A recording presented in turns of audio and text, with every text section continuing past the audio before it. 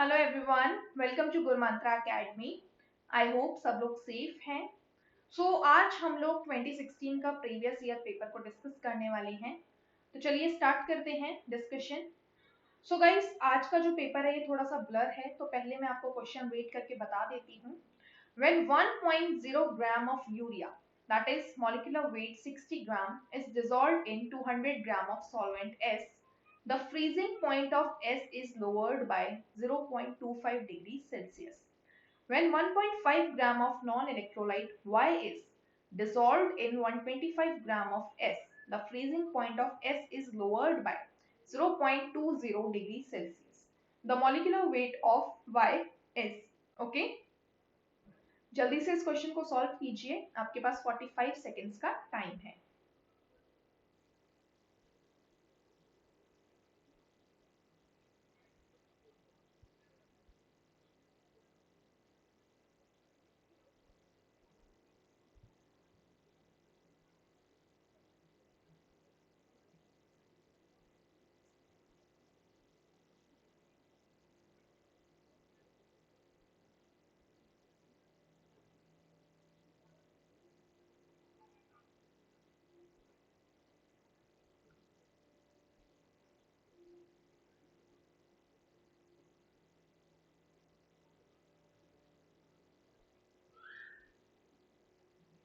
Stop guys, times up.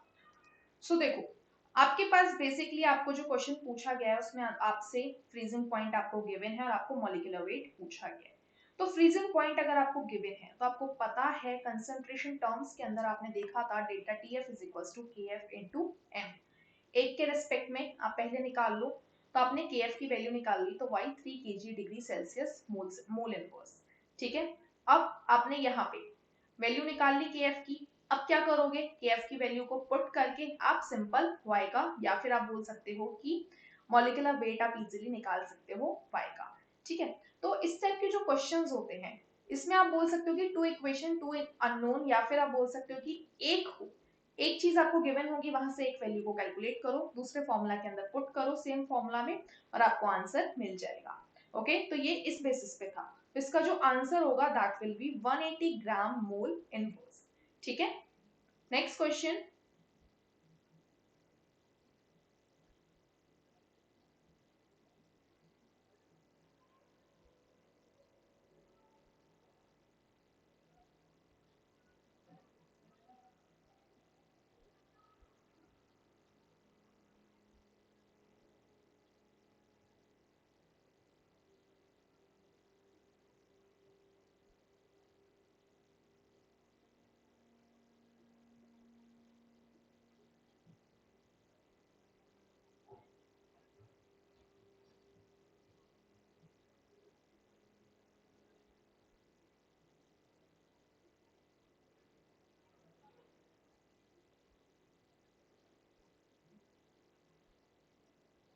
Time up guys. Question है, the total number of chair conformations possible for 1,2 dimethyl cyclohexane is.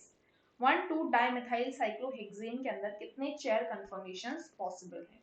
तो देखो, सबसे पहले structure बनाना आना चाहिए। साइक्लोहेक्सेन दैट मींस आपने 6 कार्बन की एक चेन बनाई, साइक्लिक चेन बनाई। उसके अंदर आपको 1 और 2 पोजीशन पे मिथाइल ग्रुप को अटैच कर देना है। ठीक है, अब इस स्ट्रक्चर के लिए आपके पास टोटल कितने चेन कंफर्मेशंस हैं? ठीक है, अब देखो साइक्लिक ग्रुप है तो हम इजीली इस तरीके से बना सकते हैं, कैसे भी बना दो, chair conformation for 1,2 dimethyl cyclohexanes are. अब देखो, साइक्लोहेक्सेन्स के लिए आपके पास 3 केस आ जाएंगे इस कंडीशन के अंदर, जब आपका जो मिथाइल ग्रुप है या तो वो एक्सियल पोजीशन पे हो, या ये जो मिथाइल ग्रुप है ये इक्वेटोरियल पोजीशन पे हो, या फिर एक मिथाइल एक्सियल पे हो और एक मिथाइल इक्वेटोरियल पोजीशन पे हो। ठीक है, तो इस तरीके से आप बना सकते हो, राइट। Next question.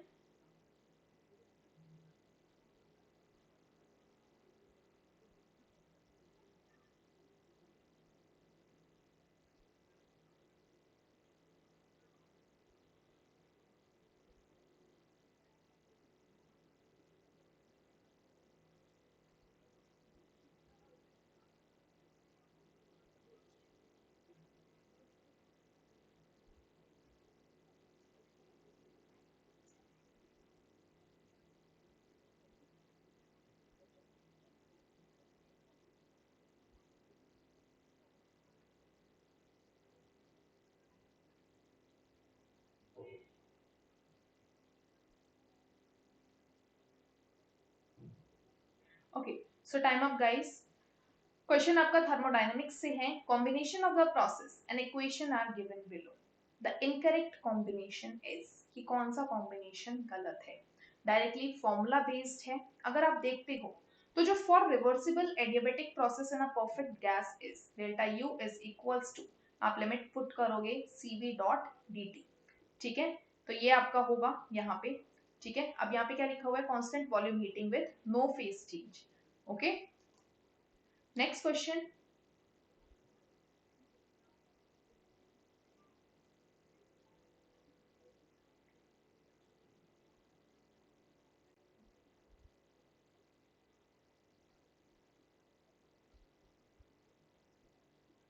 अच्छा, जो क्वेश्चन आपको यहाँ पे लिखा हुआ है वो ये है कि for an enzyme catalysed reaction the plot that correctly represents the relationship between rate and temperature is. आपको करेक्ट प्लॉट को पहचानना है कि कौन सा इनमें से ग्राफ है जो कि रेट और टेम्परेचर के ग्राफ को बिल्कुल, मतलब रेट और टेम्परेचर के बीच में एक सूटेबल ग्राफ शो कर रहा है। ओके,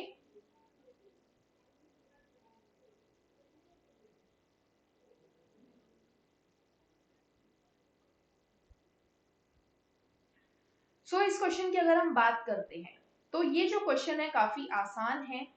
देखो टॉपिक कौन सा है, catalysis and elementary enzyme reactions, chemical kinetics से ये आपका क्वेश्चन है, डिराइव किया गया है। तो इस टाइप के क्वेश्चन को जनरली अटेम्प्ट करने के लिए आपको ग्राफ तो याद रखना ही है। ठीक है, डायरेक्टली आप ग्राफ याद रख सकते हो। तो general rule for most of the chemical reactions is that a temperature rise of 10 degree Celsius doubles the reaction rate. ये आप बहुत अच्छे से जानते हो, जितना आपका टेम्परेचर जैसे जैसे 10 डिग्री सेल्सियस से इंक्रीज होगा तो आपकी जो रिएक्शन रेट होगी वो इंक्रीज कर जाएगी। ठीक है, this rule also holds for all the enzymatic reactions till a certain point. For example, rate will increase with the temperature, but after a point, denaturation of the protein occurs, which causes the decrease in reaction rate. ठीक है, particular time तक तो rate increase होगी, उसके बाद जैसे जैसे denaturation start हो जाएगा वैसे वैसे आपका जो ग्राफ होगा वो स्लोप उसकी डाउन होती जाएगी। ठीक है, तो इसीलिए ग्राफ आपको कुछ इस तरीके से शो मिलेगा, पहले तो बढ़ेगा और फिर एकदम से घटना स्टार्ट होगा। ठीक है, तो ऑप्शन नंबर डी जो होगा वो आपका करेक्ट होगा। Next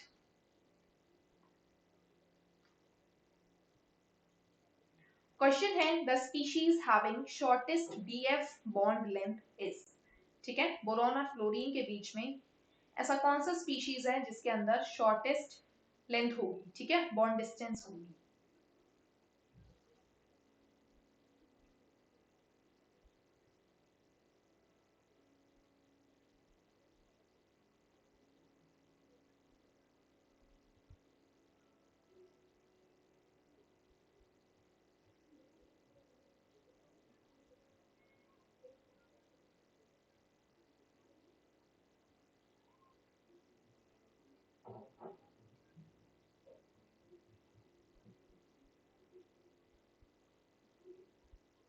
time up guys. तो करेक्ट आंसर आपका जाएगा BF3। देखो BF3 has shortest BF bond distance as there is back bonding from F2 vacant p orbital of B। BF3 एक ऐसा मॉलिक्यूल है जिसके अंदर आपको बैक बॉन्डिंग देखने को मिलती है। ठीक है, बहुत इंपॉर्टेंट है, काफी बार क्वेश्चन डायरेक्टली पूछ लिया जाता है कि which of the following will show back bonding, तो आपको याद रखना है BF3। ठीक है, इसे आप बनाना बॉन्डिंग भी बोलते हो। It has partial double bond character which makes it BF bond length shortest among the given options। देखो यहाँ पे क्या हो जाता है कि पार्शियल डबल बॉन्ड कैरेक्टर आ जाता है किसके अंदर, आपके बैक बॉन्डिंग के केस के अंदर BF3 के अंदर। तो इस वजह से BF3 की जो बॉन्ड डिस्टेंस होती है, बॉन्ड लेंथ जो होती है वो काफी कम होती है as compare to all the other options. ठीक है, next question.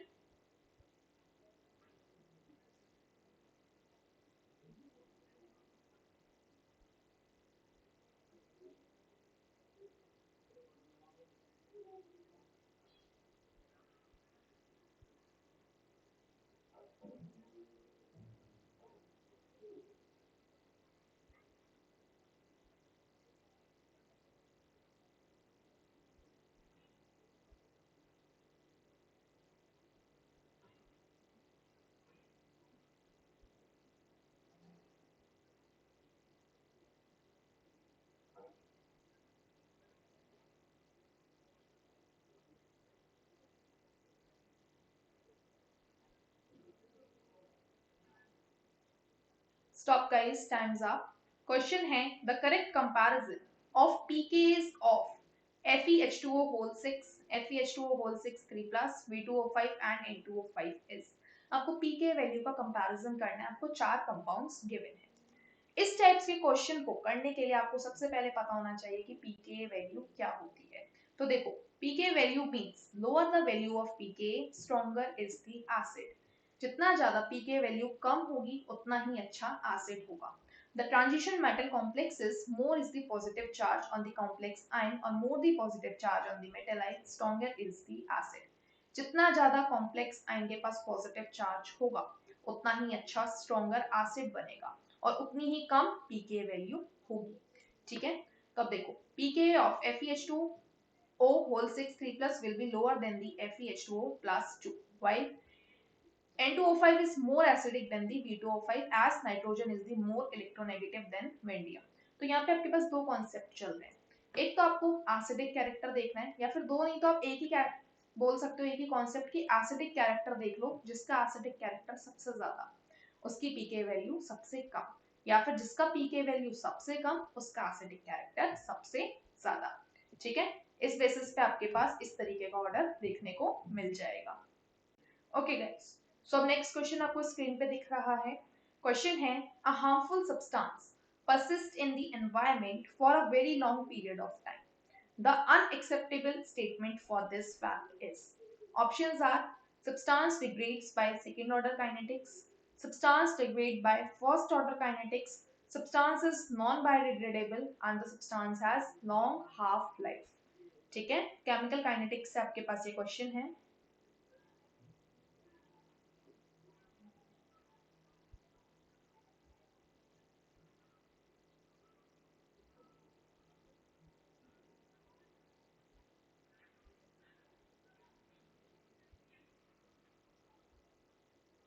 Time up guys. तो देखो ऐसा सब्सटेंस आपको बताना है कि एक हार्मफुल सब्सटेंस है जो कि एनवायरनमेंट के अंदर परसिस्ट कर रहा है बहुत ज्यादा लंबे टाइम तक। तो अब आपको बताना है कि ऐसा कौन सा स्टेटमेंट है जो कि अनएक्सेप्टेबल है। तो बेसिकली क्या होता है कि एक हार्मफुल सब्सटेंस जो होता है persist in the environment for a very long period of time. The unexpectable statement for this fact is substance degrade by the first order kinetics. ठीक है, तो इसके लिए अनएक्सेप्टेबल कौन सा स्टेटमेंट है कि फर्स्ट ऑर्डर काइनेटिक्स से सब्सटेंस जो हो रहा है वो डिग्रेड कर रहा है। ठीक है, दैट मींस कि सब्सटेंस जो है ऐसा हार्मफुल सब्सटेंस हमेशा सेकंड ऑर्डर काइनेटिक्स को फॉलो करेगा, नॉन बायोडिग्रेडेबल भी हो सकता है और उसकी हाफ लाइफ जो है हाफ लाइफ टाइम जो है वो लंबा है। ठीक है, तो ऑप्शन नंबर आपका बी जो है वो यहाँ पे करेक्ट हो गया। Next question,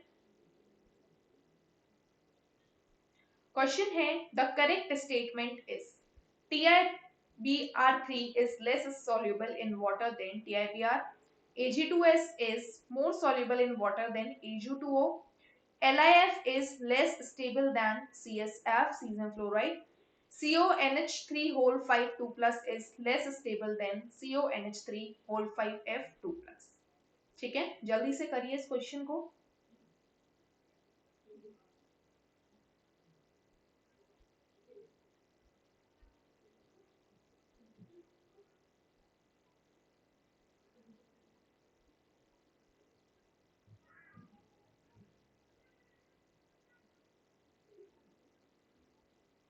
stop guys. तो इस क्वेश्चन के अंदर जब आप देखते हो तो करेक्ट स्टेटमेंट जो है वो जाएगा आपका LiF is least stable then caesium fluoride. ठीक है, तो ऑप्शन नंबर सी जो होगा वो आपका करेक्ट होगा। Next question,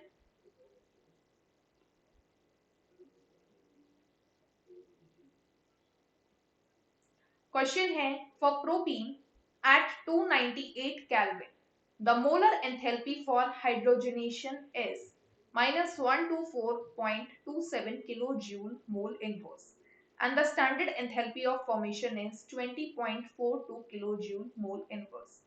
For propane at 298 Kelvin, the standard enthalpy of formation in kilojoule mole inverse is। Thermodynamics से आपके पास ये क्वेश्चन है, आप इसे आराम से सॉल्व कर सकते हो।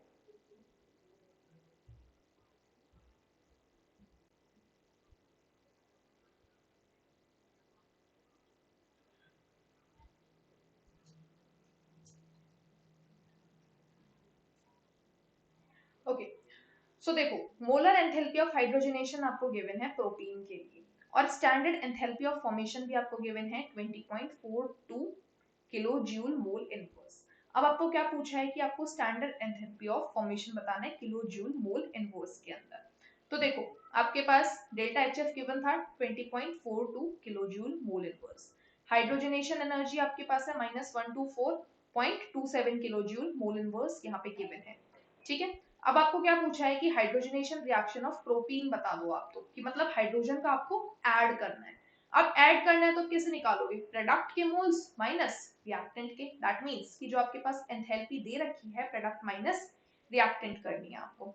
सिंपल सा फॉर्मूला, आप ये वाली रिएक्शन पुट करोगे, वैल्यूज को सब्स्टिट्यूट करोगे, तो आंसर आ जाएगा -103.85। So this was all about today's discussion guys. I hope discussion आपको clear हो गया होगा। कोई डाउट है तो आप लोग पूछ सकते हो। So till next video, stay tuned. Thank you very much.